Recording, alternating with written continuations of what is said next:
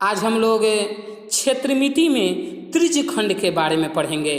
त्रिज्यखंड वृत्त के दो त्रिज्याओं और संगत के चाप से घिरे क्षेत्र को त्रिज्यखंड कहते हैं, जिसे आप लोग इस तस्वीर में देख सकते हैं कि किसी वृत्त है और वृत्त में दो त्रिज्या के चाप से यह त्रिज्यखंड का निर्माण हुआ है। इसे हम लोग लघु त्रिज्यखंड और शेष बचे हुए सभी क्षेत्र को दीर्घ त्रिज्यखंड कहते हैं। केंद्रीय कोण न्यून कोण या अधिक कोण होता है तो लघु त्रिज्यखंड बनता है, और केंद्रीय कोण पुनः युक्त कोण होता है तो दीर्घ त्रिज्यखंड बनता है। अब हम लोग ये जान लेते हैं वृत्तखंड क्या है। वृत्त के एक जीवा और संगत चाप से घिरे क्षेत्र को वृत्तखंड कहते हैं, जिसे आप लोग इस तस्वीर में देख सकते हैं कि ये वृत्त की जीवा है जिससे लघु वृत्तखंड का निर्माण हुआ है और शेष बचे हुए से दीर्घ वृत्तखंड का निर्माण हुआ है। हाँ, इसमें हम लोग एक बात ये भी याद रख सकते हैं कि वृत्त के दो त्रिज्याओं के चाप से यह त्रिज्यखंड का निर्माण होता है, जबकि वृत्त के जीवा से यह वृत्तखंड का निर्माण होता है। अब हम लोग इसके सूत्रों को जान लेते हैं। लघु त्रिज्यखंड का क्षेत्रफल का सूत्र होता है θ/360 πr²।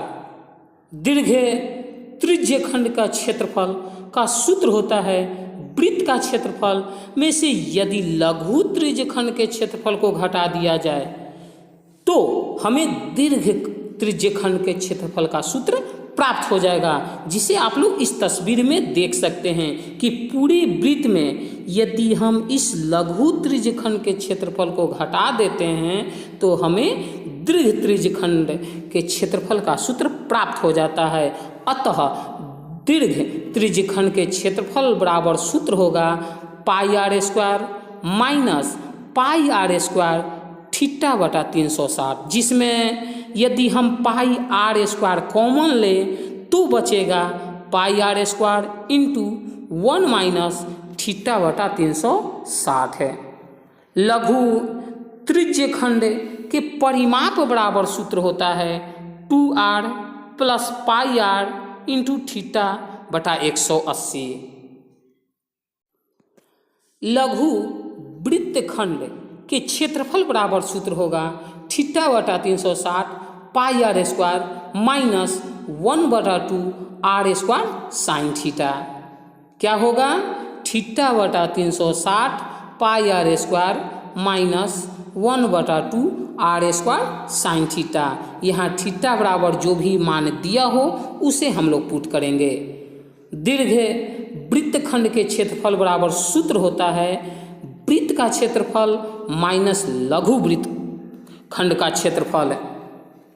इसलिए दीर्घ वृत्तखंड के क्षेत्रफल बराबर सूत्र होगा πr² minus θ/360 πr² plus 1/2 r² sine theta.